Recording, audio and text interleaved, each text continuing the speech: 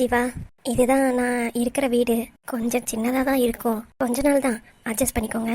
ஆ okay Priya. ஆமாம், இந்த ரூமில் யார் யார் இருக்கீங்க? நானும் நீயும். தப்பாக நினச்சிக்காதீங்க. இதில் தப்பாக நினைக்கிறதுக்கு என்ன இருக்குது? நானும் ரஞ்சித்தும் இருக்கோம். என்ன? ஆமாம் ஜீவா, அவரும் நானும் லவ் பண்ணுறோம். அவரும் நானும். அவருக்கும் உங்களுக்கும் மேரேஜ் ஆயிடுச்சா? இன்னும் இல்லை. பின்ன லிவிங் டுகெதரா? அப்படியும் சொல்ல முடியாது. நாங்கள் 2 பேரும் இதே வீட்டில் தான் இருக்கோம். ஆனால் பேசிக்கிறது மட்டும்தான். வேற எந்த எக்ஸ்ட்ரீமுக்கும் நாங்கள் போனதில்லை. அவனும் அந்த மாதிரி என்னை இது பண்ணதில்லை, நானும் அந்த மாதிரி அவனை தூண்டினதில்லை. எங்களுக்குள்ளார அண்டர்ஸ்டாண்டிங்காக தான் நாங்கள் இருக்கோம். பரவாயில்லையே, இந்த உலகத்தில் இந்த மாதிரி இருக்கீங்களா? இல்லை, நாங்கள் 2 பேருமே நல்லா சம்பாரிச்சு அதுக்கப்புறம் தான் மேரேஜ் பண்ணிக்கலான்னு இருக்கோம். நடுப்புற குழந்தை குட்டி அப்படின்னு வந்துருச்சுன்னா அப்புறம் எங்களோட அச்சீவ்மெண்ட் அடைய முடியாதுல்ல, அதனால தான் தள்ளி போட்டிருக்கோம். சூப்பருங்க. நான் கூட என்னமோ ஏதோன்னு நினச்சேன். ஆமாம், உங்கள் அப்பா அம்மாலாம் எங்கே இருக்காங்க? ஜீவா, எனக்கு பிறந்ததுலேருந்து அப்பா அம்மாலாம் இல்லை. நான் ஒரு ஹோமில் தான் வளர்ந்தேன். ஓ, என்ன மாதிரி தானே நீங்களும்? ஆமாம் ஜீவா, எனக்கு உங்களை முன்னாடியே தெரியும். நீங்கள் வளர்ந்த அதே ஹோமில் தான் நானும் வளர்ந்தேன். அதனால தான் உங்களுக்கு ஹெல்ப் பண்ணலான்னு நான் இவ்வளோ தூரம் பண்ணியிருக்கேன். பிரியா. ஆ என்ன திடீர்னு ஸ்டாப் ஆயிட்டீங்க? இல்லை, ஒன்றும் இல்லை. எங்கள் 2 பேரையும் எதுவும் தப்பாக நினைக்கல நீங்கள்? இல்லை இல்லை, தப்பாலாம் நினைக்கல. இந்த உலகத்தில் இந்த மாதிரி இருக்காங்கன்னு ரொம்ப ஆச்சரியமாக தான் இருக்கு. அம்மா, அவருக்கு யாரும் இல்லையா? அவருக்கு அம்மா இருக்காங்க, அப்பா இல்லை. அவனும் சாஃப்ட்வேர் கம்பெனியில் தான் வேலை பார்க்குறான். ஃப்ரெண்ட்ஸ் கூட ரூம் எடுத்து தங்கினான். ஃப்ரெண்ட்ஸ் யாருமே சரியில்லை. குடிச்சிட்டு கும்மால் அடிச்சுட்டே இருக்கிறதுனால இவனுக்கும் வேலை பார்க்க முடியலன்னு சொன்னான். அதனால தான் நான் இங்கே வந்துடுடா அப்படின்னு சொன்னேன். ஃபஸ்ட்டு வேணான்னு தான் சொன்னான். அப்புறம் ரொம்ப அங்கே டார்ச்சராக இருக்கவும் தான் சரி நான் அங்கே வந்துடுறேன் அப்படின்னு சொன்னான். இங்கே கிட்டத்தட்ட 3 ரூம் இருக்குது. நாங்கள் ரெண்ட்டுக்கு தான் இருக்கோம். நீங்கள் ஒரு ரூம் எடுத்துக்கோங்க. எனக்கு ஒரு ரூம் இருக்குது, அவனுக்கு ஒரு ரூம் இருக்குது. கிடைச்சதை சமைச்சு சாப்பிட்டுட்டு அப்படியே ஆஃபீஸ் கிளம்பிடுவோம். ஓ, என்ன எப்படி உங்களுக்கு தெரியும்? எனக்கு எப்படி ஹெல்ப் பண்ணணும்னு உங்களுக்கு தோணுச்சு? அது நீங்கள் முதல்ல வயிறு வலிக்குதுன்னு ரொம்ப இது பண்ணீங்களா? அதனால தான் கொஞ்சம் ஹெல்ப் பண்ணலாமேன்னு தான் நான் இவ்வளவும் பண்ணேன். பணங்காசே இல்லை உங்கள்கிட்ட, இருந்தாலும் ஹெல்பிங் சென்ஸ் நிறையா இருக்குது. ரொம்ப தேங்க்ஸ். வந்தவங்கள நிற்க வச்சே பேசிக்கிட்டு இருக்கேன். நான் போய் காஃபி போட்டு எடுத்துகிட்டு வரேன். அதெல்லாம் ஒன்றும் வேணாம் பிரியா. அதெல்லாம் முடியாது. நான் காஃபி போட்டு எடுத்துகிட்டு வரேன், நீங்கள் குடிங்க. பிரியா போயிட்டாங்களா? என்னமோ சரியில்லை. இந்த பொண்ணு சொல்கிறதெல்லாம் சரிதான், ஆனால் கண்டிப்பாக என் மாமியார் சொல்லி தான் ஏதாவது இந்த பொண்ணு பண்ணியிருக்கணும். அது எப்படி என் மாமியார் நம்பர் இவ ஃபோனுக்கு வந்துச்சு? கண்டிப்பாக கண்டுபிடிச்சே ஆகணும். ராஜா, அப்பப்போ உன் நினப்பு வந்துக்கிட்டே இருக்குடா. நீ எப்படி இருக்க? ஹாஸ்பிட்டல் கிளம்பும்போது வர வழியிலையாவது உன்னை பார்க்கலான்னு நினச்சேன், ஆனால் பார்க்க முடியல. உன்னை எப்படா நான் பார்க்கறது? உன்கிட்ட வந்து எல்லா உண்மையும் நான் சொல்லணும். அதுக்கான நேரம் எப்போ வரப்போகுதுன்னு தெரியல. இப்போ நான் இந்த வீட்டில் இருக்கேன். அப்போவே நான் ஒழுங்காக முடிவெடுத்திருந்தேன்னா இந்நேரம் உன்னை விட்டு பிரிஞ்சிருக்க மாட்டேன். என்னை மன்னிச்சிருடா. எனது இரவு அவள் கூந்தலில், எனது பகல்கள் அவள் பார்வையில், காலம் எல்லாம் அவள் காதலில், கனவு கலையவில்லை கண்களில், இதயம் துடிக்கவில்லை ஆசையில், வாழ்வும் தாழ்வும் அவள் வார்த்தையில், கண்ணுக்குள் இமையாக இருக்கின்றாள், நெஞ்சுக்குள் இசையாக துடிக்கின்றாள். நாளைக்கு நான் காண வருவாளோ? ராஜா. பெரியமா வாங்க உட்காருங்க. ஏண்டா ஒரு மாதிரி இருக்க? அதெல்லாம் ஒண்ணும் இல்ல பெரியமா. வேக வேகமா எங்கே பதறி அடிச்சிட்டு ஓடுன? யார பாக்கடா ஓடுன? ஜீவா பத்தி எதுவும் தெரிஞ்சதா? அதனாலதான் வேகமா ஓடுனியா? அதெல்லாம் இல்ல பெரியமா. ஏண்டா பெரியமாட்ட சொல்றதுக்கு என்ன? என்னன்னு சொன்னாதானே தெரியும். நீ பாட்டுக்கு இந்த ரூம்குள்ளாரே அடைஞ்சு கிடக்குற. என்னன்னு சொல்லுடா. பெரியமா, நான் இன்னைக்கு எங்க போயிருந்தேன் தெரியுமா? எங்க? எனக்கு ஒரு கால் வந்துச்சு. யார்டா கால் பண்ணா? போலீஸ் ஸ்டேஷன்ல இருந்து. அப்படியா? எதுவும் ஜீவாவை கண்டுபிடிச்சிட்டாங்களோ? ஆமா, அப்படிதான் சொல்லி எனக்கு கால் பண்ணாங்க. சரி, அப்புறம் என்னாச்சு? ஜீவாவை மாதிரியே அங்க அடையாளம்லாம் சொல்லி ஒரு பொண்ணு இறந்து போச்சு அப்படின்னு சொன்னாங்க. என்ன? ஆமா பெரியமா, அங்க அடையாளம்லாம் சொல்லி எனக்கு ஈர கொலையே நடுங்கி போச்சு. என்னடா சொல்ற? அப்புறம் என்னாச்சு? அது ஜீவா இல்லல? எனக்கும் அப்படி நினைச்சிட்டு தான் பெரியமா போனேன். அங்க போய் பார்த்தேன், ஆனா அது ஜீவா இல்ல. அப்பாடா, இப்பதான் எனக்கு உசிரே வந்துச்சு. ஏண்டா இப்படியாடா சொல்லி பயமுறுத்துவாங்க?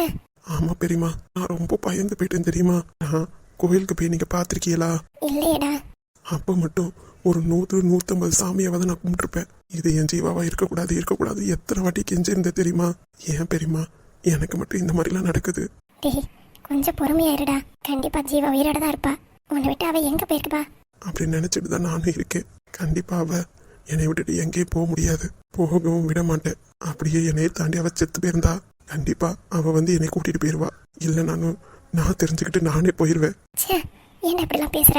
வேற என்ன பெரியமா பண்ண சொல்றீங்க? நீங்க லேடிஸ் அழுக முடியுது, என்னால அடுத்தவங்க முன்னாடிலாம் அழுக முடியல. மனசெல்லாம் ஒரே பாரமா இருக்கு. ஏண்டி என்னை விட்டுட்டு போனேன்னு என் மனசு துடிக்குது. என் வலி வேற யாருக்குமே வரக்கூடாது பெரியமா. எனக்கு புரியுதுடா உன்னோட மனசு. நீ எதுக்கும் கவலைப்படாத. ஏதோ போதாத காலம் நீயும் உன் பொண்டாட்டியும் பிரிஞ்சிருக்கணும்னு எழுதியிருக்கோ என்னமோ, அதனால இந்த மாதிரி தண்டனை எல்லாம் நீங்க 2 பேரும் அனுபவிக்கிறீங்க. நான் சத்தியமா சொல்றேன்டா, அவளும் வருத்தப்பட்டுக்கிட்டு தான் இருப்பா. உன்னை விட்டுட்டு தெரியாம பிரிஞ்சு வந்துட்டோம்னு கண்டிப்பா மனசு கஷ்டப்படுவா. நீ எதுக்கும் கவலைப்படாதடா. அட போங்க பெரியமா, அப்படி நினைச்சிருந்தா இந்நேரம் அவ என்னை தேடி வந்திருக்க மாட்டா. ஏன் இவ இந்த மாதிரிலாம் பண்ணணும்? அப்படி என்ன நான் குறை வச்சேன் அவளுக்கு? என்னை விட்டுட்டு போறதுக்கு அவளுக்கு எப்படி மனசு வந்துச்சு பெரியமா?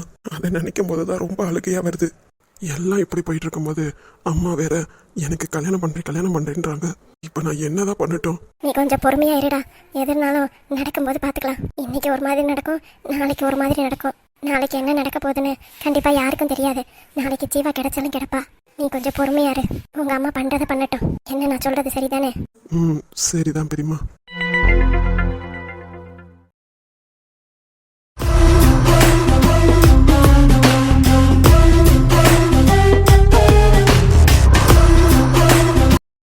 ராஜா, உன் பொண்டாட்டி பொணமாயிட்டான்னு நினைச்சுதானே போய் பார்த்துட்டு வந்தேன். எல்லாத்துக்கும் நான் தான் காரணம்.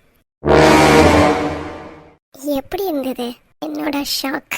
இப்படியே நீனு ஒவ்வொரு பணத்தையா தேடி தேடி ஜீவா எங்க இருக்கான்னு போய் பார்ப்ப. அப்புறம் வெறுத்துருவேன். ஜீவா எனக்கு வேண்டவே வேண்டாம், இப்படி நான் செத்து வாழ்றதுக்கு எனக்கு யாருமே வேண்டான்ற வெறுத்துருவேன்.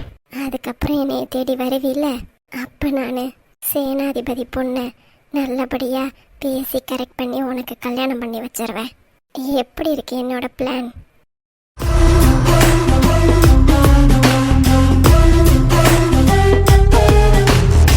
அவஸ்தைப்படு, அப்பதான் என்னோட அருமை உனக்கு புரியும்டா. நான் எவ்வளவோ சொன்னேன், அவ வேண்டான்னு. ஏட்டியா நீ? இப்ப பாரு, கடைசியில நான் பாக்குற பொண்ணதான் நீ கல்யாணம் பண்ற மாதிரி ஆயிடுச்சு. கண்டிப்பா நீ சேனாதிபதி பொண்ணதான் கல்யாணம் பண்ணிக்க போற, இது உறுதி.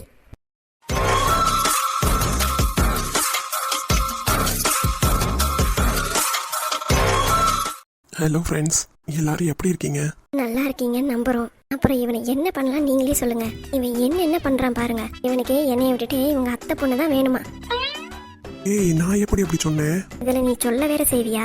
நீ நடந்துக்கிறத பார்த்தாலே எனக்கு தெரியுதே உனக்கு பிரீத்திய ரொம்ப பிடிக்கும்னு. எனக்கு பிரீத்தியை பிடிக்கும் தாண்டி. பாத்தீங்களா, ஏன் முன்னாடியே பிரீத்திய பிடிக்கும்னு சொல்றான். இவனை என்ன பண்ணலாம் நீங்களே சொல்லுங்க. நண்பர்களே, நான் எப்படி வந்து சிக்கிக்கிட்டேன் பாத்தீங்களா? இவ மனசுல இருக்கதை எதுவும் சொல்ல மாட்டாளாம். நான் மட்டும் இவ பின்னாடியே போகணுமா, அச்சுடாகு மாதிரி. என்ன பண்றது, எல்லாம் என் நேரம். டேய், என்னடி? அங்கிட்டு யாரை தேடிட்டு இருக்க? பிரீத்தியே தானே? அம்மா சாமி, யாரையும் தேடலடி, சும்மா தான் அந்த சைடு திரும்பி பார்த்துக்கிட்டு இருந்தேன். ஏன் அங்கிட்டு திரும்பி பார்த்தா அவ்வளவுதான் தேடுறதா அர்த்தமா? பாத்தீங்களா எப்படி மாத்தி பேசுறான்னு? அப்பா இவன் கூட இருந்துகிட்டு நான் தாங்க ரொம்ப அவஸ்தைப்படுறேன். இவன் கூட சண்டை போட்டு உங்ககிட்ட பேச வந்ததே மறந்துட்டேன். கொஞ்ச நாளா வீடியோ வந்து கம்மியான டைம்ல நான் போட்டுட்டு இருக்கேன். அதிகமான டைம்ல போகணும்னு ஆசைதான். வேலை வந்துடுது, கடை வேலையும் வந்துடுது. கடையில் ஒர்க்கு கொஞ்சம் ஜாஸ்தியாக இருக்குது. இருந்தாலும் நைட்டு கொஞ்சம் ரெடி பண்ணியாவது நான் போட்டுருவேன். நீங்கள் எதுவும் வருத்தப்படாதீங்க. டேய், என் மூஞ்சியே பார்த்துட்டு இருக்கிறதுக்கு அவங்கள்ட்ட சொல்லலாம்ல. மக்களே, இவளை கொஞ்சம் மன்னிச்சிருங்க.